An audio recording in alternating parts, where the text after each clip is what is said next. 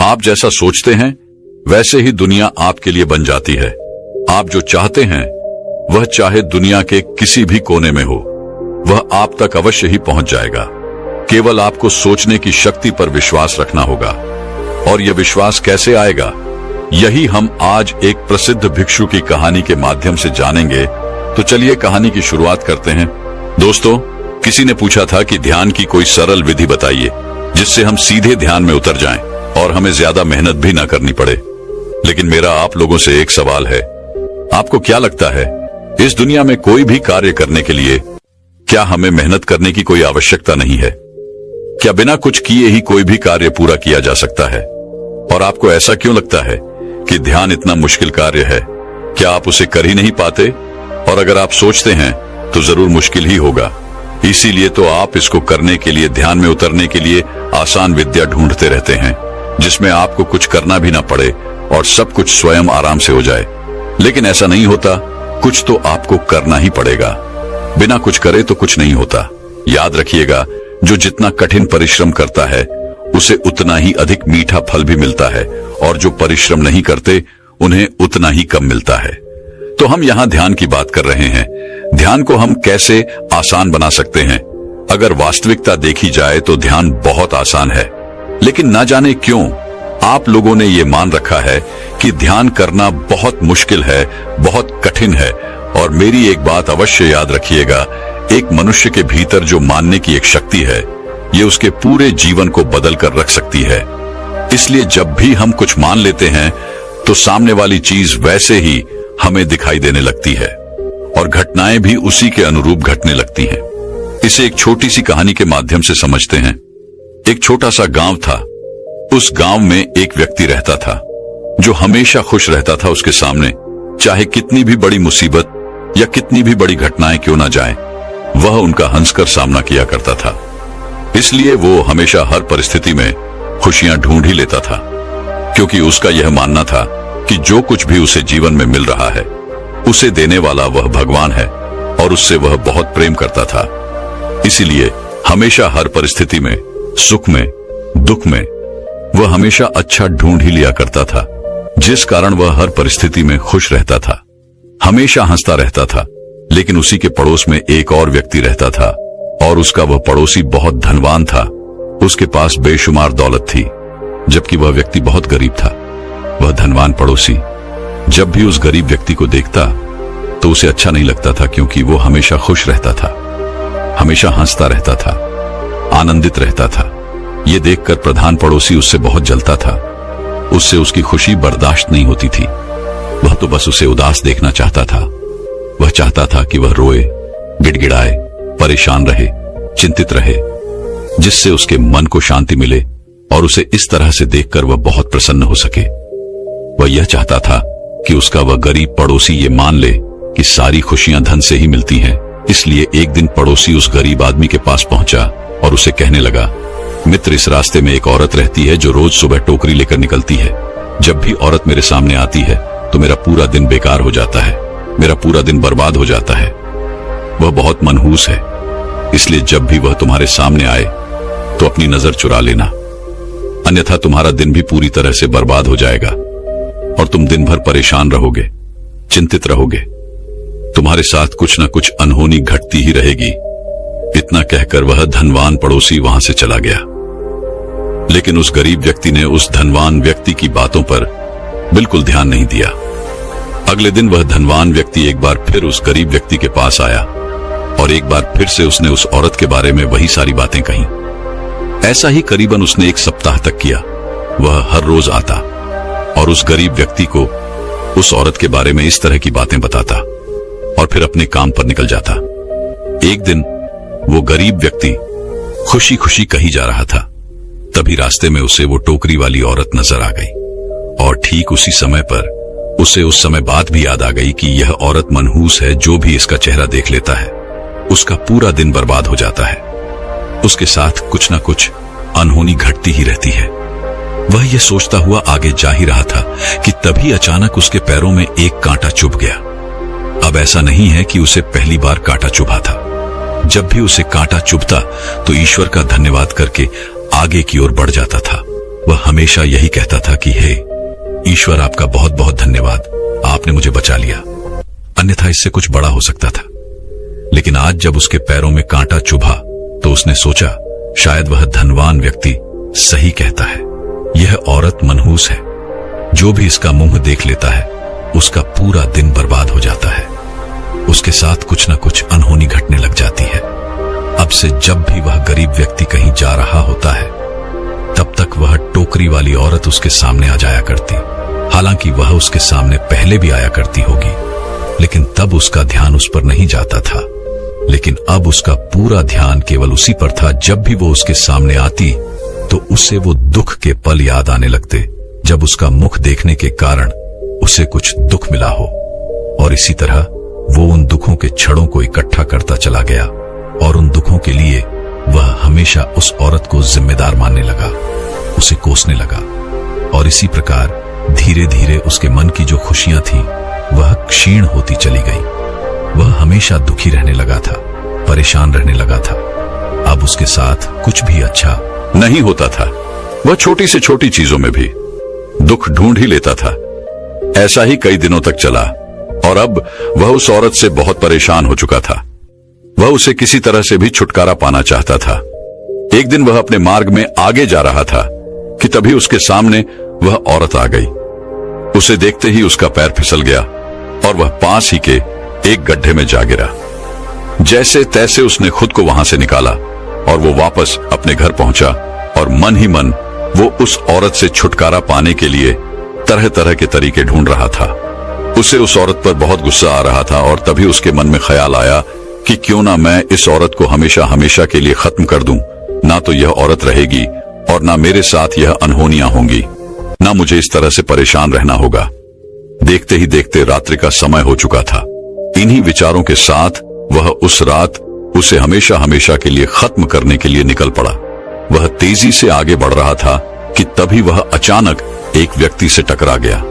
वह व्यक्ति और कोई नहीं बल्कि उसका गुरु था। वह गुरु अपने उस शिष्य को देखकर यह समझ चुके थे कि यह बहुत परेशान है और किसी न किसी चिंता में है।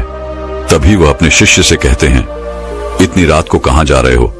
इस पर उनका शिष्य कहता है, हे गुरुवर, मैं उस टोकरी वाली औरत से बहुत परेशान हो चुका हूं और अब तो मैं उसे रास्ते से हटाकर ही दम लूंगा।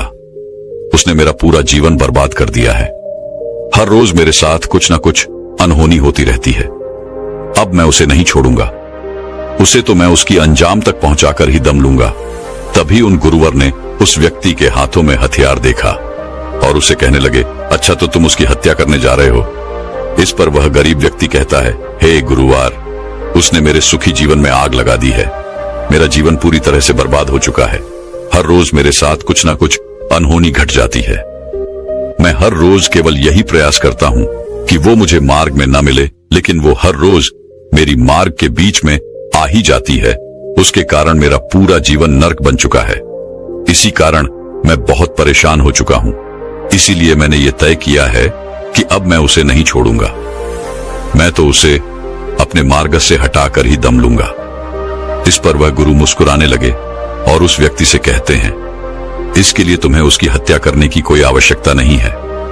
मैं तुम्हें एक मार्ग दिखाता हूं, तुम उस पर चलो, तुम्हारा सब कुछ फिर से अच्छा होने लगेगा।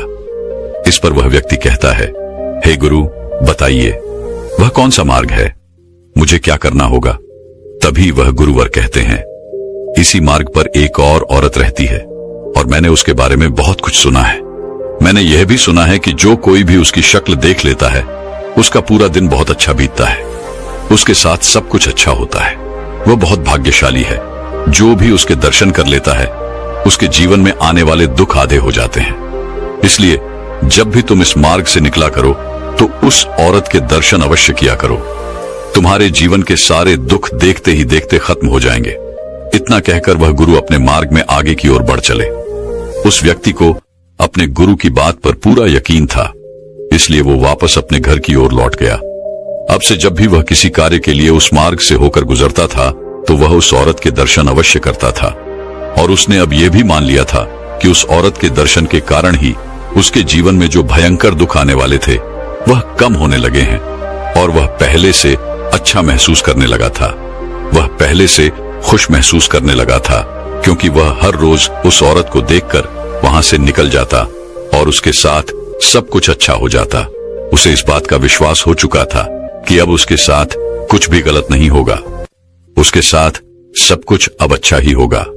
यदि उसके साथ कुछ भी गलत होता था तो वो यही सोचता था कि शायद मेरा इससे भी बड़ा अहित होने वाला था, लेकिन उस औरत के दर्शन के कारण मैं बच गया। हालांकि इसके बारे में उस औरत को कुछ नहीं पता था कि उसके दर्शन के कारण कौन सुख पा रहा है और कौन दुख पा रहा है। तो दोस्तों, हम यहां पर बात कर रहे थे मान लेने की। ध्यान में मान लेना एक बहुत बड़ी भूमिका निभाता है। अगर आप ये मान लेते हैं कि ध्यान कठिन है और इसे आप कभी नहीं कर सकते, तो आप यकीन मानिए आप इसे कभी नहीं कर पाएंगे, क्योंकि आपका विश्वास यही कहता है। आपने जो मान रखा है, आपने जो विश्वास रखा है, वह यही कहता है।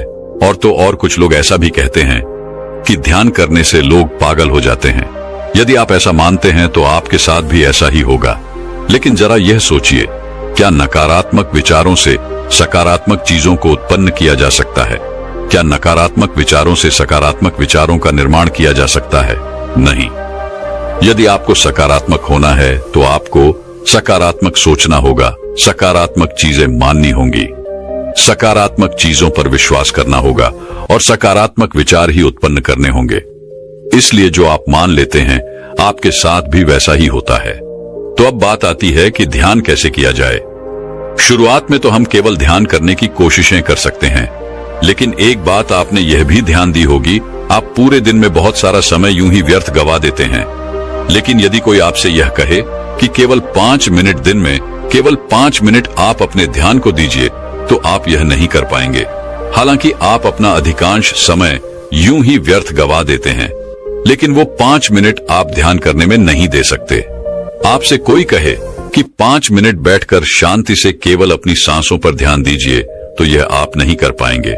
हो सकता है कि आप में से अधिकांश लोग इसे 1 दिन करें, 2 दिन करें, 3 दिन करें, 4 दिन करें, और फिर किसी की बात सुनकर अगर आपको और भी ज्यादा प्रेरणा मिल जाए तो हो सकता है क्या आप उसे 15 से 20 दिन या फिर महीना भर कर सकते हैं।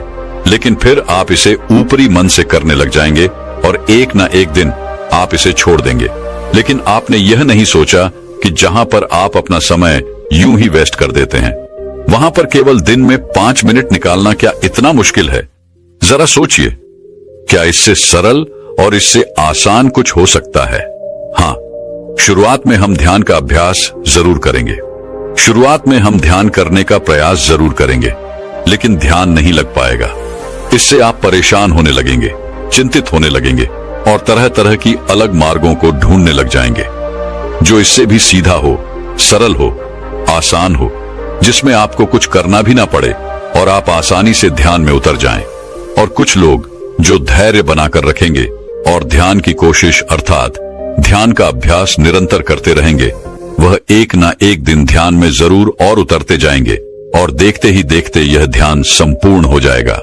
और जब आप एक बार उस ध्यान में उतर जाएंगे, तब आप अपने जीवन को देख सकेंगे, उसकी वास्तविकता को जान सकेंगे, अपने आप को पहचान सकेंगे। तब आपकी सोच और समझ का विस्तार होने लगेगा। महात्मा बुद्ध भी इसी तरह से ध्यान किया करते थे। वह केवल अपनी सांसों पर ध्यान लगाया करते थे, क्योंकि सांस ही एक ऐसी चीज है जो आपके साथ हमेशा रहती है। जब तक आपका यह शरीर है, तब तक आपकी सांसें भी हैं और तभी तक ध्यान संभव है। बिना सांसों के या बिना शरीर के ध्यान नहीं किया जा सकता। सांस रूपी या एक ऐसा यंत्र है जो आपको मिला हुआ है, जिस पर आप कभी भी, कहीं भी, किसी भी अवस्था में ध्यान केंद्रित कर सकते हैं। बाकी ऐसी कोई चीज नहीं जिसे हर जगह, हर समय अपने साथ आप लेकर चल सकते हो और वह आपको इस भौतिक जगत से आपके आंतरिक जगत तक जोड़ती हो। क्या आपने कभी एक पल के लिए सोचा है कि आपको दिन भर में कितनी सांसें आती है और कितनी सांसें जाती हैं? क्या आपने कभी इस पर ध्यान दिया है? क्या आपने कभी यह भी ध्यान दिया है कि क्या आप सांसें ले रहे हैं या नहीं? तो चलिए एक छोटा सा प्रयोग करके देखते हैं। आप सबके पास मोबाइल फोन तो होगा ही, जिसे आप यूज करते हैं। आपके पास इंटरनेट भी होगा। आपका जब मन करता है तब आप अपने फोन पर उंगलियां चलाने लग जाते हैं। कुछ नहीं तो आप बार बार फोन ऑन ही करके देख लेते हैं। कुछ मिल जाए कुछ मजेदार ढूंढने लगते हैं, क्योंकि फोन आपकी एक आदत सी बन चुकी है और आप उसके बिना एक सेकंड भी रह नहीं पाते। तो अब आपके मन में यह प्रश्न उठ रहा होगा कि आखिर आपको करना क्या है। तो आपको बस एक छोटा सा काम करना है। आपको अपने इस फोन को कुछ देर के लिए अपने आप से दूर रखना है और अपने आप पर ध्यान केंद्रित करना है कि आप कितनी देर तक फोन को बिना इस्तेमाल किए रह सकते हैं। जब आप ध्यान देंगे तब आपको यह एहसास होगा कि आपके भीतर से कोई ऐसा है जो आपसे यह कह रहा होगा, जो आपसे जोर जबरदस्ती करेगा कि उस फोन को उठा लो, उस फोन को ऑन करो और देखो कि क्या हो रहा है, क्या चल रहा है, कुछ नया तो नहीं आया, कुछ मजेदार आया होगा। अब आपके मन में यह प्रश्न उठ रहा होगा, क्या आखिर ये जोर जबरदस्ती हमसे करेगा कौन? तो ये कोई नहीं है, ये तो केवल आपकी एक आदत है और ये आदत घटना चाहती है, क्योंकि हम जो भी आदतें अपनाते हैं वो आदतें घटने के लिए ही होती है और वह सभी घटना ही चाहती है। वह आपके द्वारा बाहर की ओर कार्य करना चाहती है। और अगर यह एक आदत है जो आप पर हावी हो रही है तो आंखें बंद करना और ध्यान देना कि आप में यह आदत कहां से आई है और आपके भीतर यह कहां समाई हुई है। क्या आप इसे जान सकते हो? क्या आप इसे पहचान सकते हो? क्या आप इस पर नियंत्रण पा सकते हो? अगर हां तो कैसे? और यह केवल एक आदत नहीं है, ऐसी कई सारी आदतें हमारे भीतर यूं ही छुपी हुई है जो हमारे द्वारा बाहर के कार्य करना चाहती है, अर्थात घटना चाहती है। और इन्हीं आदतों के कारण हमारा निर्माण होता है। यही आदतें हमारा निर्माण कर रही हैं और वो भी बिना हमारी अनुमति के। क्या आपने इस बारे में कभी सोचा था? ऐसे ही जीवन की छोटी छोटी बातों में आप ध्यान को केंद्रित कर सकते हैं, उसमें अपने आप को ढूंढ सकते हैं, समझ सकते हैं, पहचान सकते हैं, उनकी वास्तविकता और सत्यता को देख सकते हैं। हो सकता है यह प्रयोग आप में से कई लोगों को समझ में आया हो और ना भी समझ में आया हो। यदि आपको समझ में आया तो आप मुझे कमेंट में जरूर बताइएगा, और यदि आपको यह प्रयोग नहीं समझ में आया तो भी आप मुझे कमेंट में बता सकते हैं। कर्तव्यनिष्ठ इंसान बनने के लिए केवल एक ही विचार को बार बार सोचकर कैसे सफलता प्राप्त की जा सकती है, इसी विषय पर हम अगली कहानी आपको सुनाएंगे। तो चलिए कहानी की शुरुआत करते हैं। दोस्तों, पूरे राजमहल में पायल की झंकार गूंज रही थी। मंत्री, सेनापति और अन्य सभी सभासद नशे में पूरी तरह से डूबे हुए थे। यहां तक कि सम्राट भी पूरी तरह से मदहोश हो चुके थे। भोग विलास का यह दृश्य देखकर गुरुवर को बहुत तकलीफ हुई। उनके सीने में मानो एक खंजर सा गड़ गया।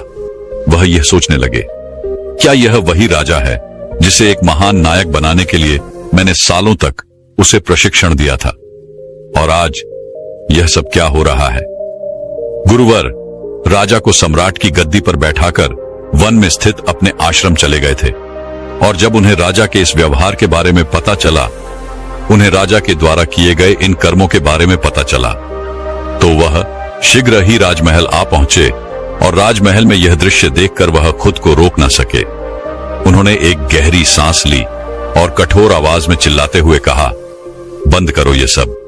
उन गुरुवर की इस कठोर आवाज को सुनते ही वहां पर उपस्थित सभी लोग एक पल के लिए मौन से हो गए, मानो उन गुरुवर की आवाज ने सभा के नशे को पूरी तरह से चीर कर रख दिया। संगीत थम गया और उन गुरुवर की आवाज को सुनकर वह सम्राट चौंक गया। किसी तरह से उसने होश संभाला और उठ खड़ा हुआ। उसने उन गुरुवर को प्रणाम किया। इस पर वह गुरुवर क्रोधित होते हुए सम्राट से कहते हैं, सम्राट, जीत पर सोओगे तो हार में उठोगे। कर्म ही मनुष्य का धर्म है और जो यह नहीं करता वह कमजोर और नकारा हो जाता है। इस पर वह सम्राट जवाब देते हुए उनको वर से कहता है गुरुवर, क्षमा कीजिएगा, परंतु जब से मैं सम्राट बना हूं तब से मैंने केवल राज्य ही संभाला है। मैं राज्य को संभालने में इतना व्यस्त हूं कि मैंने अपने ऊपर तनिक भी ध्यान नहीं दिया है। और ऐसा सम्राट होने का भला क्या फायदा, जहां हमें हर दिन केवल कठपुतली की तरह काम ही करता रहा। कठपुतली की तरह मैं नचाया जाता रहा हूं। ना तो मैं अपनी इच्छा से उड़ सकता हूं और ना ही अपनी इच्छा से बैठ सकता हूं और ना ही मैं अपनी इच्छा से कहीं बाहर जा सकता हूं। जहां तक कि मेरा विवाह भी आपके लिए एक राजनीति ही थी। जब से मैं सम्राट बना हूं तब से मैं एक पल के लिए भी चैन से सो नहीं पाया हूं। और ऐसी अवस्था में यदि मैंने थोड़ा सा सुख पाने के लिए समारोह आयोजन कर लिया, थोड़ा सा भोग विलास कर लिया, तो इसमें क्या बुरा हो गया? यदि मैं एक सम्राट होकर भी सुख न भोगूं तो भला मेरी इस सफलता का क्या फायदा। अगर सफल होने के बाद भी मुझे उसी प्रकार संघर्ष करते रहना है जिस प्रकार मैं पहले कर रहा था, तो भला मेरी ऐसी विजय का क्या लाभ। इस पर वह गुरु मुस्कुराए और उन्होंने राजा से कहा, सम्राट, तुम सफलता और भोग विलास को एक चीज समझ बैठे हो, तुम विजय और आराम को एक चीज समझ रहे हो। अगर तुम्हारे जैसा ज्ञानी सम्राट, तुम्हारे जैसा ज्ञानी महाराजा अगर ऐसी भूल कर सकता है तो इसमें मेरी ही गलती है। अगर तुम जैसे सम्राट को इतना गंभीर भ्रम हो सकता है तो इसे मुझे विस्तार में तुम्हें समझाना ही चाहिए। आगे गुरुवर उस भरी राज्य सभा में राजा से कहते हैं, सम्राट, सबसे पहले तुम मेरी यह बात समझो कि संघर्ष से ही शक्ति प्रकट होती है। यदि विषय सरल बना दिया जाए तो कोई भी विद्यार्थी उसमें अपना मस्तिष्क नहीं खपाएगा, अर्थात वह अपना दिमाग कभी नहीं लगाएगा और उसका दिमाग कभी तीव्रता से काम करना सीख ही नहीं पाएगा। और यदि कभी आपत्ति ना आए तो सिपाही भी साहस नहीं जगा सकेगा। ठीक उसी प्रकार अगर जीवन में संघर्ष ना हो तो हम मनुष्य के भीतर की वह आंतरिक शक्ति कभी नहीं जागती। इसीलिए सफलता का असली मतलब होता है संघर्ष करते रहना, चुनौतियों को स्वीकार करना और संघर्ष करके खुद को और बेहतर बनाते जाना, शक्तिशाली होते जाना। इसीलिए संघर्ष का मतलब दुख नहीं बल्कि आत्मा की प्रगति होती है। उन गुरुवर के यह शब्द सम्राट के हृदय को भेद रहे थे। सम्राट ने उन गुरुवर की सारी बातें ध्यानपूर्वक सुनी और राज्यसभा में मानो एक सन्नाटा छा गया। तभी वह सम्राट दोनों हाथ जोड़कर उन गुरुवर से कहता है गुरुवर, मुझे क्षमा करें, परंतु मैं यह जानना चाहता हूं, यदि मैं भोग विलास ना करूं, यदि मैं समारोह का आयोजन ना करूं, तो मेरे इस मन को सुख कैसे मिलेगा। मेरा यह मन भला कैसे शांत हो पाएगा, मेरे मन को चैन कैसे मिलेगा। इस पर गुरुवर उस सम्राट के इस बात का जवाब देते हुए कहते हैं, है राजन, अगर तुम्हारी प्रजा भूखी है तो क्या तुम कभी चैन की नींद सो सकोगे। अगर यह बात जानते हुए भी तुम चैन की नींद सो जाते हो तो तुम सम्राट कहलाने के लायक नहीं हो। और यदि तुम एक सच्चे सम्राट हो तो यह बात तुम्हें कभी सोने नहीं देगी। यह बात तुम्हारे मन को कचोड़ती रहेगी और तुम्हारे मन को कभी चैन नहीं मिलेगा। फिर चाहे तुम कितना भी भोग विलास क्यों न कर लो, फिर चाहे तुम कितना भी ऐशो आराम का जीवन क्यों न जी लो, फिर चाहे तुम कितने भी समारोह का आयोजन क्यों ना कर लो, लेकिन यह संगीत का नाच गाना तुम्हें कभी चैन से नहीं रहने देगा। इसलिए है राजन, पूरी निष्ठा से कर्तव्य का पालन करो, क्योंकि एक राजा के लिए उसकी प्रजा ही सब कुछ होती है। अपने प्रजा की सेवा में जुट जाओ, अपना कर्तव्य पूरा करने के लिए दिन रात संघर्ष करो। संघर्ष से ही तुम्हारी आत्मा की शक्ति जागृत होगी। आत्मा की शक्ति से ही तुम मन को साथ पाओगे, मन को नियंत्रित कर पाओगे। और एक बार यदि तुम मन पर नियंत्रण साथ लोगे तो तुम गहरे आनंद का अनुभव कर पाओगे, जो इस तुच्छ शारीरिक सुख से कहीं ज्यादा अधिक गहरा है। और केवल तभी तुम्हें यह भी नजर आने लगेगा कि जिस संघर्ष को तुम कष्ट समझ रहे थे वह तो उन्नति की सीढ़ियां हैं, जिसे चढ़कर ही तुम उन्नति पा सकते हो। और यही सीढ़ियां चढ़कर तुम अपनी आत्मा को और प्रबल भी बना सकते हो। इसलिए है राजन, सफलता का असली मतलब सुख नहीं बल्कि कर्तव्य पालन और निष्ठा है। गुरुवर की यह सारी बातें सुनकर सम्राट के आंखों से पर्दा हट चुका था। वह उन गुरुवर की हर एक बात को अच्छी तरह से समझ चुका था। सम्राट पहले से ही बहुत ज्ञानी था, बस वह रास्ता भटक चुका था। उसके बाद से सम्राट ने अपना पूरा जीवन केवल अपनी प्रजा की देखरेख में लगा दिया। उसने पूरी निष्ठा से राज्य प्रशासन किया और देखते ही देखते उसकी प्रजा भी उससे अत्यधिक पसंद करने लग गई थी। लेकिन सम्राट के जीवन काल में एक ऐसा समय भी आया जब पूरे राज्य में भीषण अकाल पड़ा था। और इसी अकाल के दौरान सम्राट ने अंतिम 40 दिनों में अन्न का एक दाना भी नहीं खाया था, क्योंकि राजा की प्रजा के पास अन्न नहीं था। ऐसे में राजा भला भोजन कैसे ग्रहण कर सकता है। और 40 दिनों की लगातार अथक प्रयासों के बाद, मुश्किलों और संघर्षों के बाद सम्राट ने प्राण त्याग दिए। दोस्तों, यह कहानी बहुत छोटी सी है लेकिन हमें बहुत कुछ सिखाती है। आपने देखा होगा कि आजकल हम तरह तरह की संगीत सुनते हैं, मूवीज देखते हैं, तो हमें लगता है कि सफलता का असली अर्थ यही है, पैसा कमाओ और फिर जिंदगी में आराम करो, महंगी महंगी गाड़ियों में बैठो, महंगी कपड़े पहनो। लेकिन आप ये नहीं समझ पा रहे कि इससे आपको कितना नुकसान हो रहा है, क्योंकि यदि आप सफलता को आराम मान बैठे हो तो आपको कभी मेहनत करने का मन ही नहीं होगा, क्योंकि सफलता तो केवल नाम के लिए है, किंतु आप अपने मन के भीतर से तो केवल आराम ही आराम चाहते हैं। और देखते ही देखते हमारा अंतर्मन इस आराम के लक्ष्य को अपना भी लेता है। और यही कारण है कि हम में से अधिकांश से लोगों का काम में मन नहीं लग पाता, क्योंकि हम भीतर ही मन से आराम चाहते हैं, उस काम से छुटकारा चाहते हैं। और ऐसी अवस्था में यदि आपने सफलता पा भी ली तो उस सफलता में भला क्या अंतर आ जाएगा। इंसान की यात्रा मूलाधार से चेतना या शरीर से प्रकाश की है, इसलिए कभी संघर्ष से भागे मत, क्योंकि आत्मा को ऊपर उठाने के लिए, उसे मजबूत बनाने के लिए लगातार संघर्ष करते रहना चाहिए, ताकि आप अपने भीतर बैठे हुए उस डर, उस कमजोरी से लड़ सके, उसे हरा सके और उसे अपने भीतर से निकाल सके। इसलिए मुसीबतों से डरिए मत, बल्कि उनका सामना कीजिए, उनसे संघर्ष कीजिए और खुद को मजबूत बनाइए, खुद को और ऊपर उठाइए। और इसके लिए आपको किसी युद्ध में जाने की कोई आवश्यकता नहीं है, बस अपने कर्तव्य काल का निष्ठा और ईमानदारी के साथ पालन करो। लेकिन अब आपके मन में यह सवाल उठ रहा होगा, हम क्या कर सकते हैं, हमारा तो मन ही नहीं लगता। तो इसका बड़ा ही सीधा सा जवाब है, इसके लिए आपको सबसे पहले एक लक्ष्य निर्धारित करना होगा।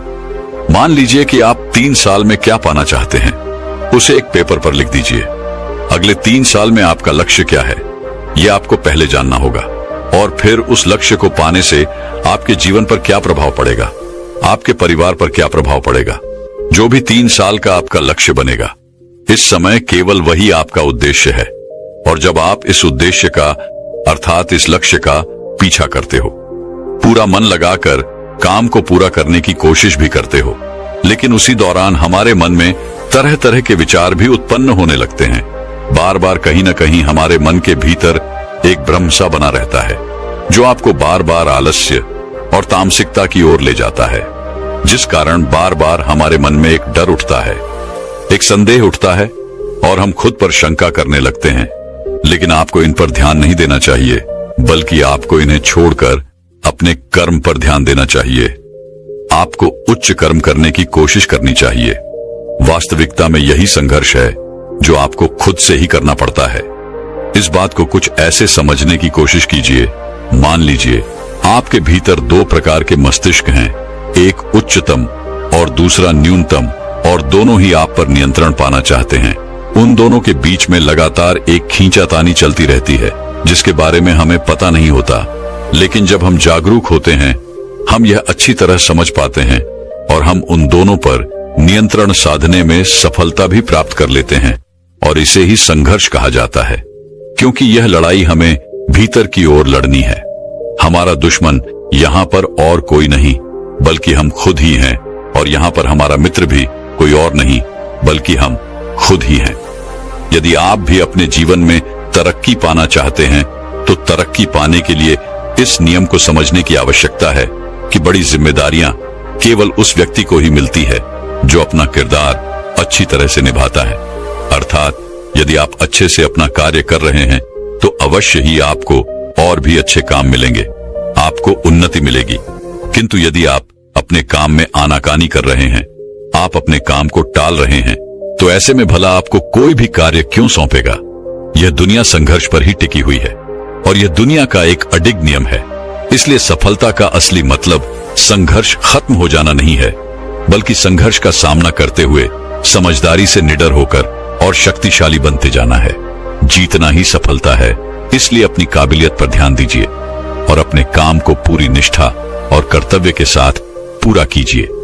लेकिन अब यहाँ पर अधिकांशतः लोग यह सवाल करेंगे कि मेरे जीवन में तरह तरह की तकलीफें, मेरे पास अच्छे साधन नहीं हैं, या फिर मेरे जीवन में बहुत सारी कठिनाइयां हैं। यदि आप इस तरह से सोचेंगे तो आप कभी भी संघर्ष की यह लड़ाई जीत नहीं पाएंगे, बल्कि आपको इस तरह से सोचना चाहिए कि मैं यह कार्य करने के लिए पूरी तरह से सक्षम हूं, मैं इस संघर्ष को संभालने के लिए पूरी तरह से काबिल हूं। जैसे ही आप अपने आप से यह कहेंगी, वैसे ही आपके मन में से एक जवाब आएगा, नहीं अभी आप काबिल नहीं हैं। और ठीक उसी वक्त आपको खुद से एक बार फिर यह पूछना है, क्या कोई इससे भी छोटी परेशानी है जिसे मैं संभालने के काबिल हूं। और उस वक्त आपके भीतर से जवाब आएगा, हाँ, मैं इस समस्या का समाधान कर सकता हूं। और जैसे ही आपके भीतर से यह जवाब आए, आप उस समस्या के समाधान में पूरी तरह से जुट जाइए। जैसे हम में से अधिकांश लोग अपनी नौकरी के लिए जगह जगह घूमते फिरते हैं। किसी को अपना घर छोड़कर कहीं और जाकर नौकरी करनी पड़ती है, तो किसी को अपना घर परिवार ले जाकर कहीं और पर रहना पड़ता है।